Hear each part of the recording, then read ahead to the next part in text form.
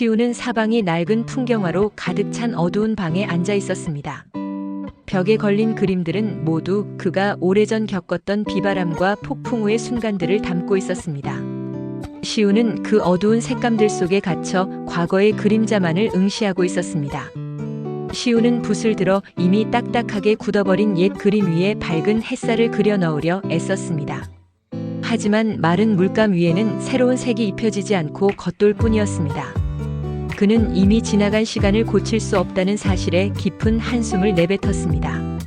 그때 다나가 환한 빛이 새어나오는 문을 열고 방 안으로 들어왔습니다. 그녀의 한 손에는 작은 흙 주머니가, 다른 한 손에는 소박한 점토 화분이 들려 있었습니다. 다나의 표정은 평온했고 그녀의 움직임은 활기찼습니다.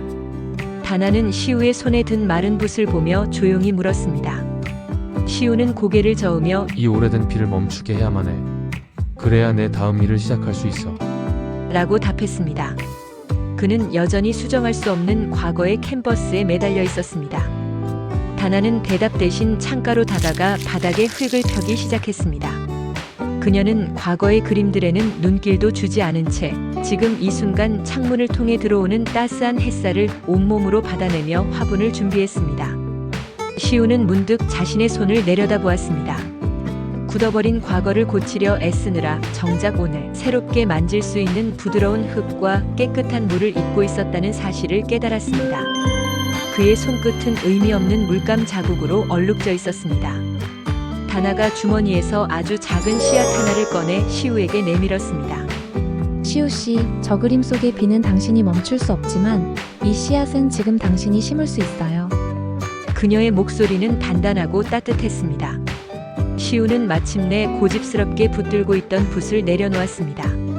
그는 자리에서 일어나 다나에게 천천히 다가갔습니다. 시우는 그녀의 손바닥 위에 놓인 작고 생생한 씨앗을 조심스럽게 건네받았습니다. 두 사람은 나란히 앉아 화분에 흙을 채우고 씨앗을 깊숙이 심었습니다. 시우의 손은 이제 딱딱한 물감이 아닌 생명력이 느껴지는 촉촉하고 부드러운 흙의 감촉으로 가득 찼습니다.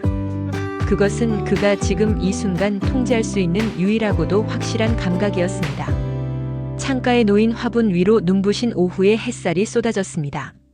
시우는 더 이상 방 뒤편에 걸린 폭풍 후 그림들을 보지 않았습니다.